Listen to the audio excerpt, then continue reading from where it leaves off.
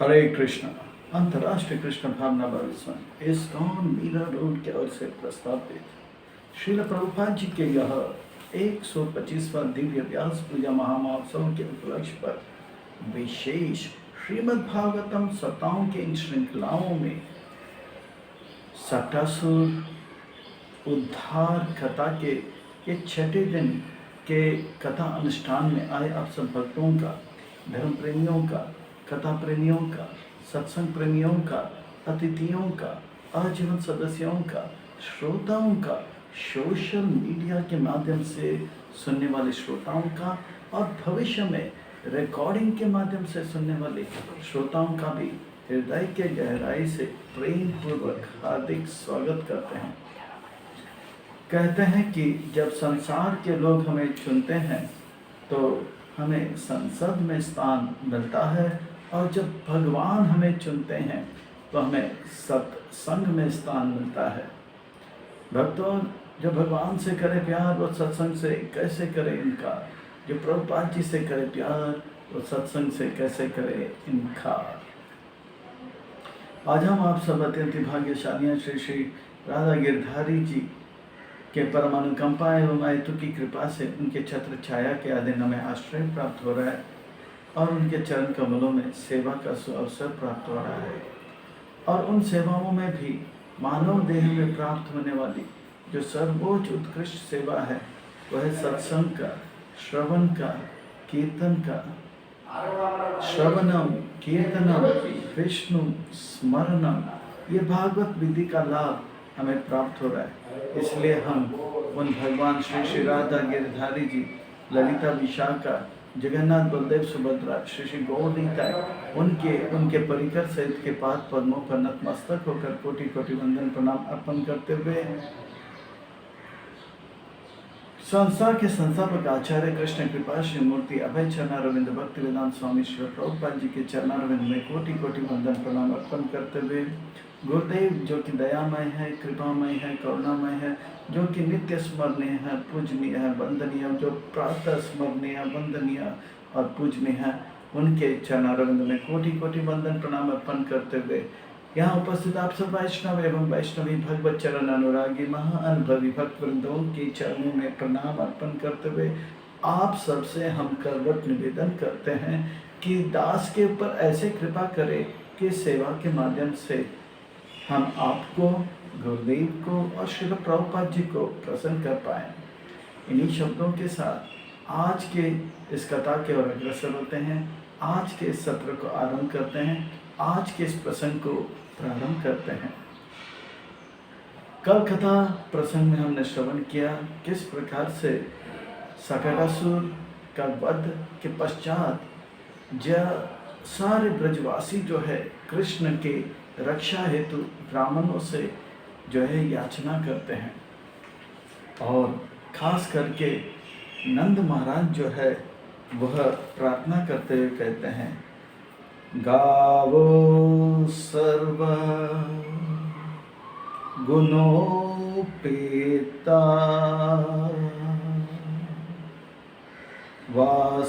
वासहस्राग रुक्ममालिनी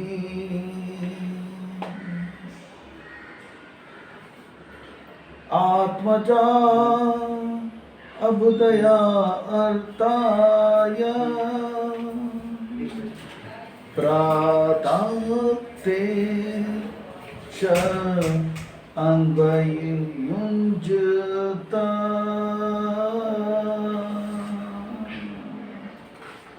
इस प्रकार से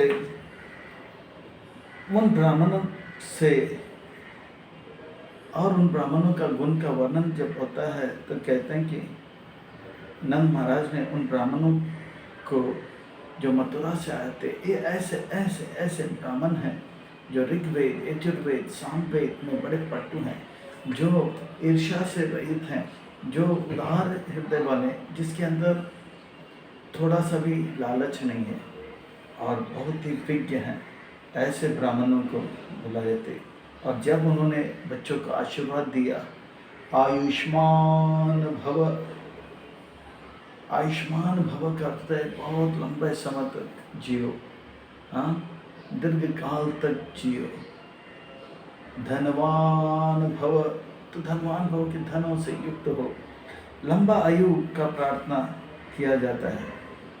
सब लोग लंबा जीना चाहते हैं, सच में जीना सब लोग चाहते हैं और लंबा समय तक जीना चाहते हैं, पर लंबा जीवन तब तक जब तक खुशियाँ ही खुशियाँ हों। वास्तव में असली जीवन तब होता है जब खुशियाँ ही खुशियाँ हों। और ये लंबा आयु भी लोग चाहते हैं इसलिए कि वो सोचते हैं कि हम हमेशा खुश रहेंगे, पर ये संसार जो है ऐसा बना है कि उसमें हर कोई हर समय हर स्थान में खुश नहीं रहता है। खुश रहना यह हमारा जन्मसिद्ध अधिकार है, यह हमारा वास्तविकता है, यह हमारा वास्तविक स्वभाव है।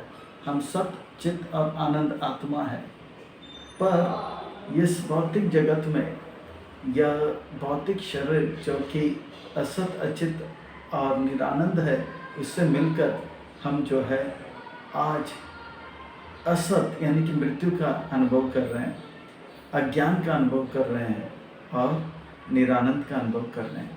तो इसलिए आयुष्मान भव।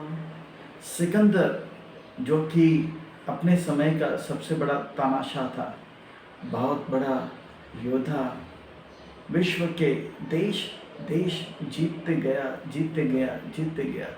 भारत में जब आया तब वो सोच रहा था मैं एक ऐसा कुंड में जाऊं या जल को प्राप्त करूं जहां से मुझे एक लंबा आयु मिल सकता है या अमृत तत्व प्राप्त हो सकता है।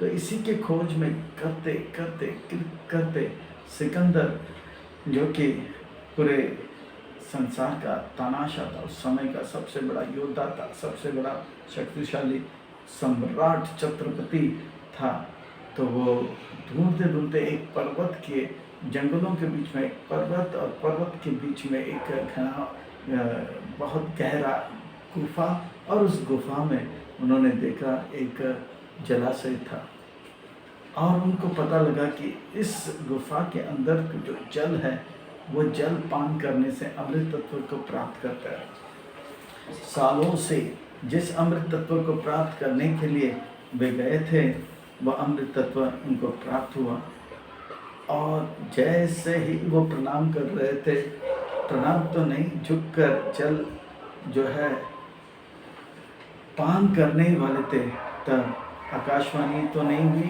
पर एक कौवा जो था वहां से कहा, जाओ यह जल पियो मत। तो बोला कौन हो तुम जो मुझे रोक रहे हो? तो देखा कि वहाँ पे एक कौवा था। तो कौवा ने बोला कौवा के बात को मैं क्यों मानूं? तो कौवा ने बोला रुकिए जरा और सुनिए, आपकी तरह मैं भी अमृत तत्व को प्राप्त करने के लिए बहुत बेचैन था और जगह जगह भटक कर आखिर इस स्थान का जल को पान किया और मैं अमृत तत्व को प्राप्त किया। पर अमृत तत्व को तो मैंने प्राप्त कर लिया था, पर मेरे भाग्य में जितनी खुशियाँ थी उतनी खुशियाँ मुझे प्राप्त हुई। उसके बाद अब मैं इतना कष्ट का अनुभव कर रहा हूँ, इतना कष्ट का अनुभव कर रहा हूँ, मैं मरना चाहता हूँ। मैं परमात्मा से याचना कर रहा हूँ कि मुझे मार दो, पर मैं मृत्यु को प्राप्त नहीं कर पा रहा हूँ। सोचो जरा, सोचो ये लेकर आपको क्या मिलेगा। तब ये जो था सिकंदर बात को सुनकर देखा कि ये कौवा बहुत कमज़ोर हो चुका था, उसके नाखून, उसके पाँव, उसके शरीर जर्जर हो चुके थे और वो मरना चाहता था, तड़प रहा था पर मर नहीं पा रहा था। सिकंदर जो कि अमृत को प्राप्त करने, अमृत तत्व को प्राप्त करने के लिए इतने समय तक घूम रहा था, एकदम से वो अपने इस जो निर्णय को बदल देता है और चला जाता है। वास्तव में जीना वही जीना है जिसमें सुख हो, वो जीवन जिसमें दुख हो वो तो कोई नहीं चाहता है।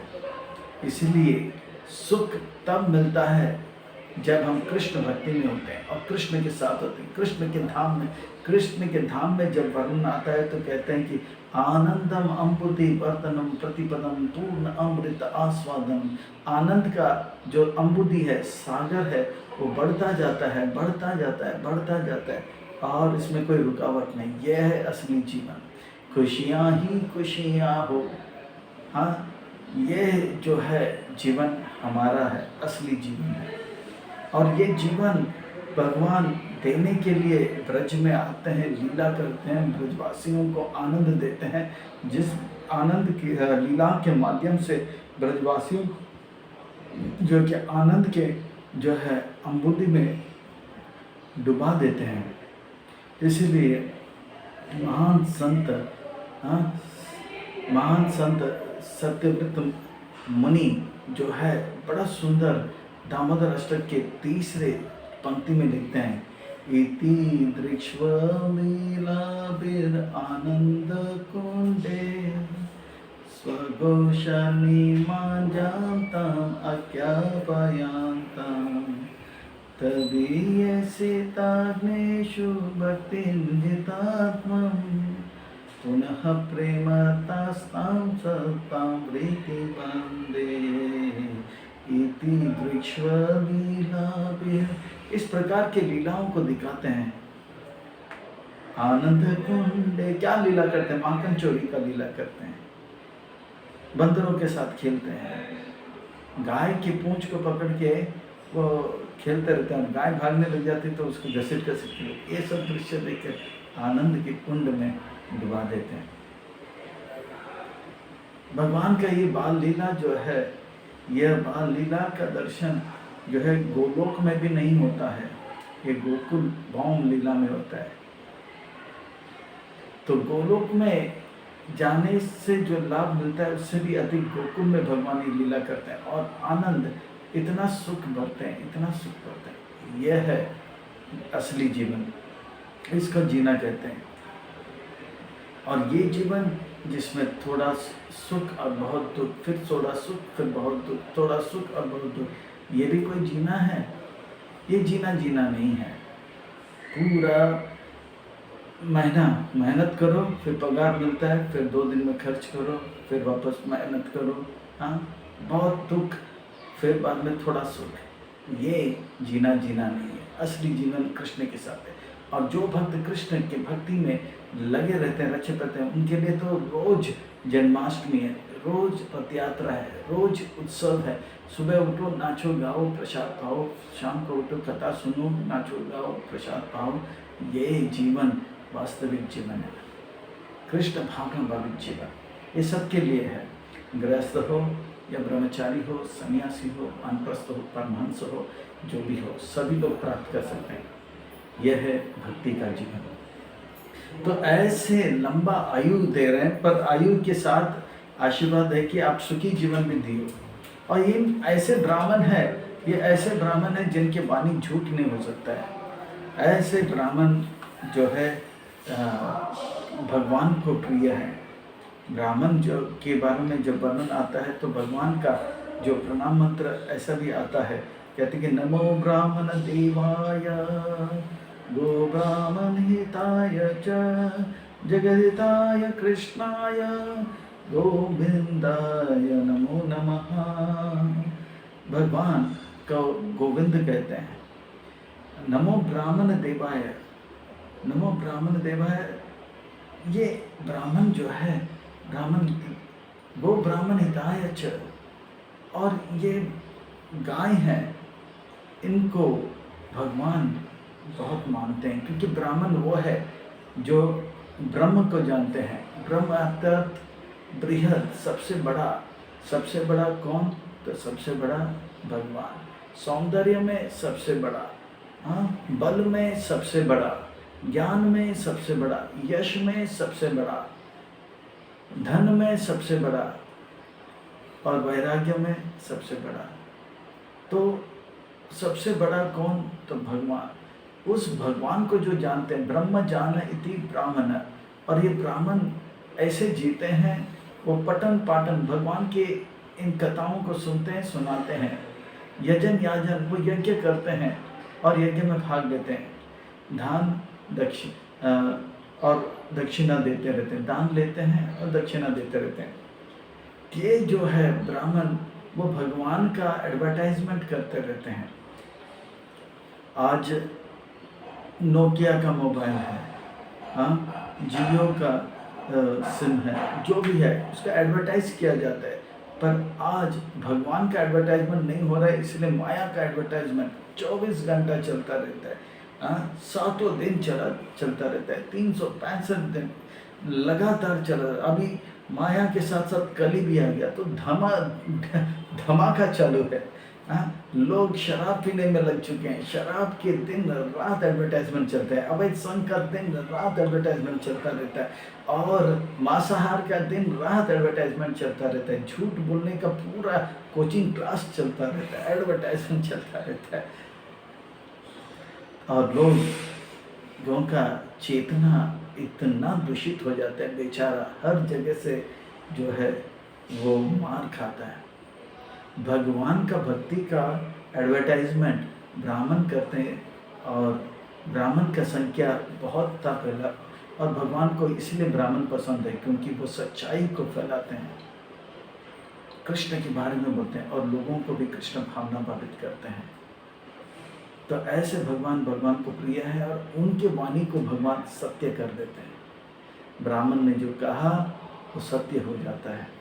पर आज उस प्रकार का ब्राह्मण नहीं है, इसलिए प्रभुपाद जी ने यह संस्था बनाया, भक्ति सिद्धांत सरस्वती ठाकुर ने गौड़िया मठ ये संस्था को स्थापन किया, ताकि ब्राह्मण, असली ब्राह्मण जो कि पवित्र जीवन यापन करे, भगवान का नाम ले, पाप से रहित जीवन जीवे, पवित्र जीवन, और उनका वाणी सत्य होता है।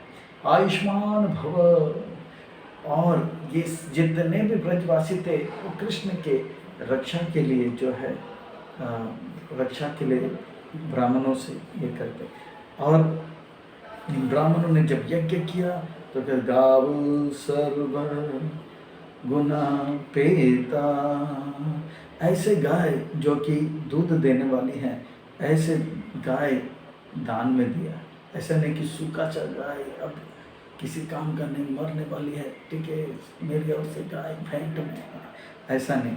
गाव सर्वगुणा पीता, बहुत देशी गाय जिसके कुबड़ होते हैं और जो है दूध देने वाली बछड़े के साथ सारे अच्छे गुण से, वास श्राग रुक्म मालिन, अच्छे अच्छे वस्त्रों से गायों को सजाया गया था, उनको पुष्पहार लगाया था, चंदन तिलक लगाया था, और उनको रुक्म यानी कि सोने के माला पहनाकर भेंट में दे रहे थे। इतने धनवान थे। कौन? नंद महाराज दान करते। वास सर्ग रुक्म मालिन, क्यों दे रहे थे?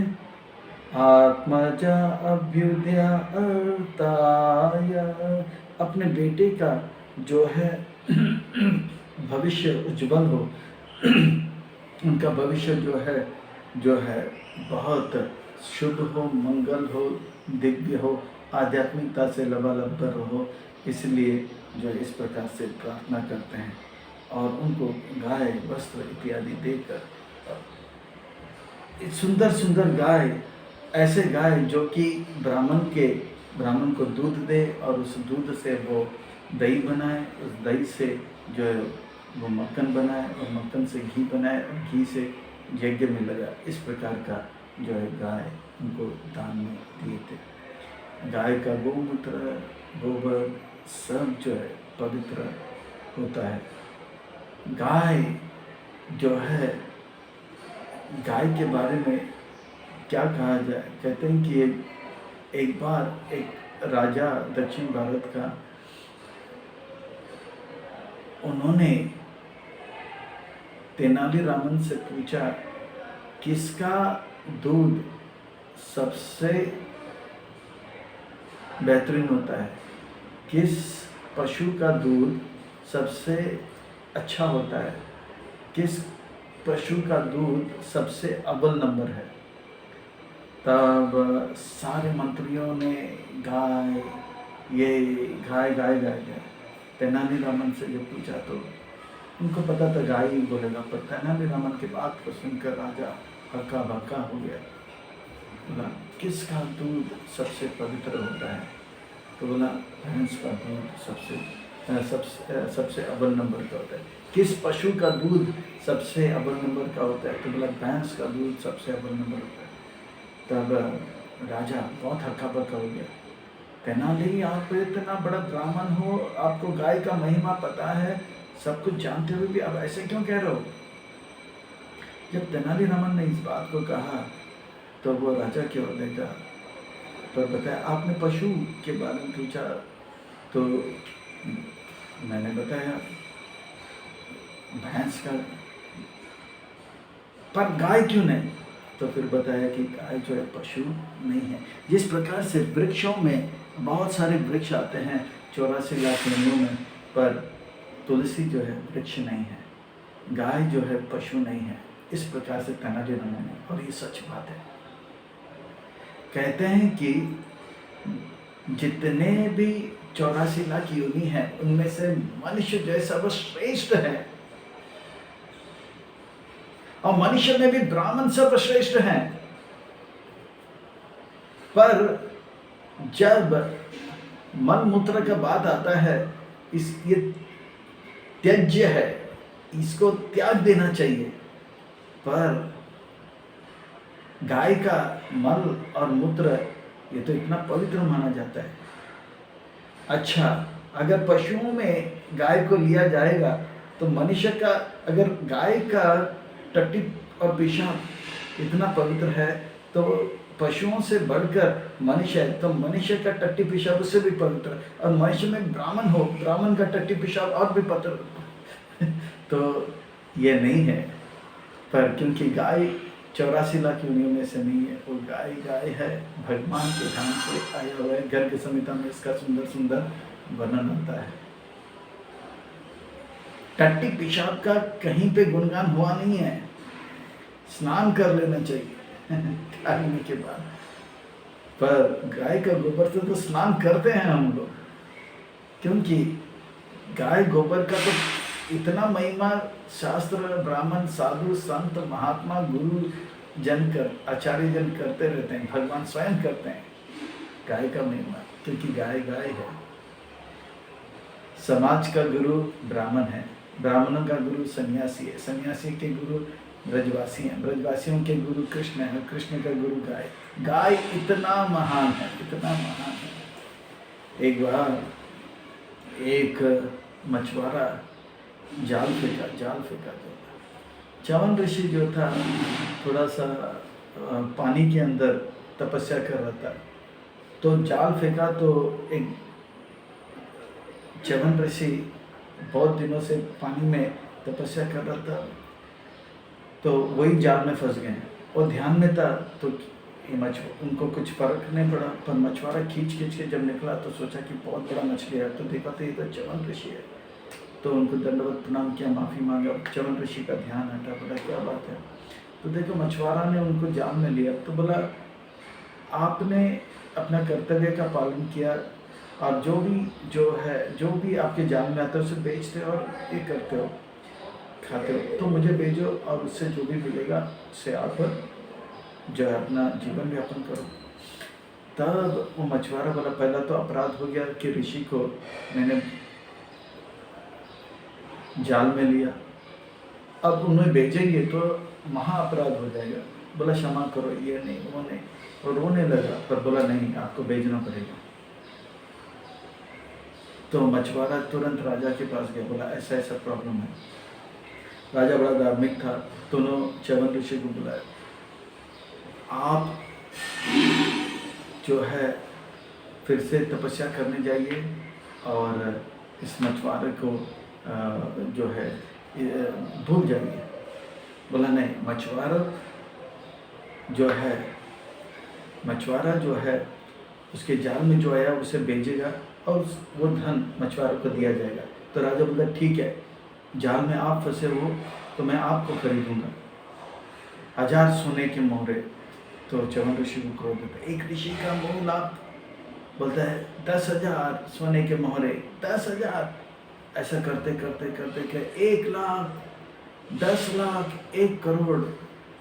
च्यवन ऋषि ने पूरा राज्य जो है दाव पे लगा दिया। च्यवन ऋषि ने बोला। तब उस राजा के राज्य में एक ऋषि हुआ करता था, गो अज करके। वो गाय से जन्म लिया हुआ था, ऐसा जैसे गोकर्ण का कान था वैसे गोकर्ण, जैसे गो अज करके गो से जन्म लिया था। तो वो आया, बोला कि राजा बहुत बड़ा संकट में है, धर्म संकट में है, समस्या में है। तो राजा ने बताया ऐसे ऐसे बात है। बोला समस्या का समाधान बड़ा आसानी से हो जाता है। वो कैसे? गाय के पास जाओ तो सारा समस्या का समाधान हो जाता है। देशी गाय को जो है वो उस मछुआरे को दे दिया, बोला इसके बदले में च्यवन ऋषि को हम ले लेते हैं। जब ये हुआ तो च्यवन ऋषि जो था बहुत हक्का बक्का रह गया। बोला राजा, आपने देशी गाय दे दिया मेरे बदले में, आपने मेरी कीमत से अनगिनत ज़्यादा जो है धन दे दिया, मैं आपका ऋणी। कहने का तात्पर्य है ऋषि मुनि मनुष्य से कोटि कोटि कोटि कोटि गुना जो है मूल्यवान गाय होते हैं। इसलिए गाय का गोबर गोमूत्र जो है पवित्र होता है। तो कोई ये सोचेगा कि पशु से बढ़कर मनुष्य उसका मलमूत्र तो वो भी ठीक नहीं है। तो इस प्रकार से जो है ब्राह्मण भी है, फिर भी उनका मलमूत्र को भी लिया नहीं जाएगा। तो गाय ऐसे ऐसे गाय जो है दान में दिया गया था। गाय का बड़ा महिमा है। तो यह जो है गाय के पूंछ से कृष्ण को तिलक वगैरह किया गया था। आशीर्वाद, आयुष्मान भव, धनवान भव, बलवान भव, इस प्रकार से खूब आशीर्वाद लिए थे बच्चे के लिए। यह है ब्रजवासी। ब्रजवासी का अर्थ होता है कृष्ण खुश रहे। और हमारा संस्था का नाम भी कृष्ण भावना भावे, अर्थात हमें भी कृष्ण को खुश रखने के लिए करना चाहिए, जो भी करना चाहिए, या कृष्ण को खुश करने का अभ्यास लेना चाहिए। भक्त बनने का अभ्यास करना चाहिए, क्योंकि कृष्ण को जितना हम खुश करने का प्रयास करेंगे या कृष्ण को खुश रखेंगे, उतना ही हम अपने जीवन में खुश होंगे। ये एक ही तरीका है जीने का। जीने का एक ही तरीका है, या खुशियों को प्राप्त करने का एक ही तरीका है कि कृष्ण को प्रसन्न करो, कृष्ण को संतुष्ट रखो, या कृष्ण के लिए करो।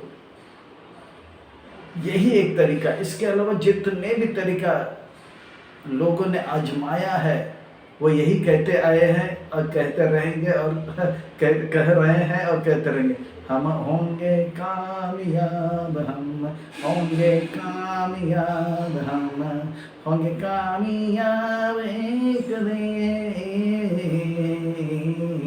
हम होंगे कामयाब एक दिन।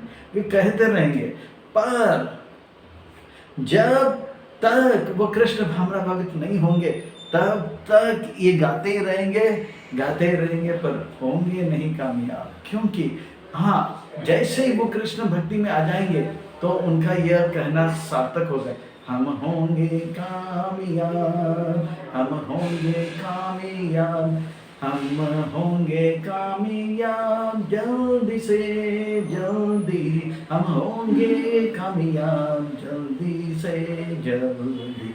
क्योंकि हमने कृष्ण भक्ति को स्वीकार किया, इसलिए हम होंगे कामयाब जल्दी से जल्दी। तो कृष्ण भक्ति में जैसे आएंगे तो उनका जीवन जो है सुख से भर जाएगा। नहीं तो गाते रहेंगे, हमारा भारत आज़ाद करो, हमें आज़ादी चाहिए, आज आज़ाद हो गए हैं। तो ये आज़ादी का चक्कर चलता रहेगा। असली आज़ादी तो तब होगा जब हम कृष्ण भावनाभक्त हो जाएंगे। असली आज़ादी तब होगा जब हम कृष्ण भावनाभक्त होंगे, तो जन्म मृत्यु जरा व्याधि का जो बंधन है उससे छूट जाएंगे। क्यों छूटेंगे? क्योंकि व्यक्ति जब सरकार का नियम को तोड़ता है तो उसे जेल में डाला जाता है।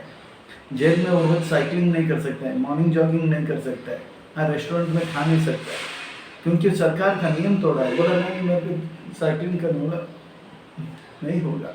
इसी प्रकार से हमने भगवान का जो है सरकार का नियम तोड़े हैं, इसलिए भौतिक जगत में है, और इसलिए जन्म मृत्यु जरा व्याधि का चक्कर में हम जो चाहे वो कर नहीं सकते हैं। तो वो कैदी जो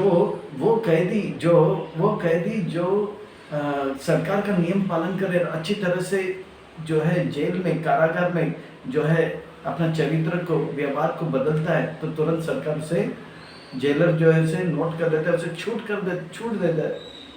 इसी प्रकार से जब हम इस संसार में रहकर अच्छी तरह से कृष्ण भावनाभावी जीवन जिएंगे तो तुरंत हमें जो है हर प्रकार के कष्ट से रिहा किया जाता है, और एक दिन आएगा हमें कारागार से मुक्त किया जाएगा। हम होंगे कभी कामयाब। तो इस प्रकार से ब्राह्मणों से आशीर्वाद, इन ब्राह्मणों का वाणी जो है सच होता है। जैसे सुदामा ऋषि जब आए तो दौड़े गए, गले लगाए, उनके पाद प्रक्षालन किए, आसन दिए। भृगुमुनि जब आए तो थोड़ी सी देरी हुई तो छाती में लात मारा, तो भगवान ने उनके चरण कमलों को स्पर्श किया, फिर से पाद प्रक्षालन किए और माफ़ी मांगी, मेरा छाती इतना यह है। तो ब्राह्मण भगवान को बहुत प्रिय है। नमो ब्राह्मण देवाय गो ब्राह्मणिताय च जगद्धिताय कृष्णाय गोविंदाय नमः। वो गोविंद को नमन है। तो इस प्रकार के ब्राह्मण से आशीर्वाद मांगते हैं, क्योंकि वो ब्रजवासी हैं। ब्रजवासी का अर्थ होता है वो कृष्ण भावना भावित है। तो ये कृष्ण भावना भावित जीवन ही असली जीवन है, वो सुख प्राप्त करने वाला जीवन है। और ये जीवन का शिक्षा प्रभुपाद जी दे रहे हैं अपने ग्रंथों में, अपने प्रवचनों में, अपने अंतर्राष्ट्रीय कृष्ण भावनावादी संघ के माध्यम से। तो इस अंतर्राष्ट्रीय कृष्ण भावनावादी संघ का लाभ लें, ग्रंथों का लाभ लें, प्रवचनों का लाभ लें, और अपने जीवन को सार्थक करें, खुश रहें, औरों को खुश करें, और अपने जीवन को कामयाब करें, सफल करें, और सार्थक करके अपने जीवन को धन्य करें। जय जय श्री राधे, जय जय श्री राधे, जय जय श्री राधे श्याम सत को मिले धाम।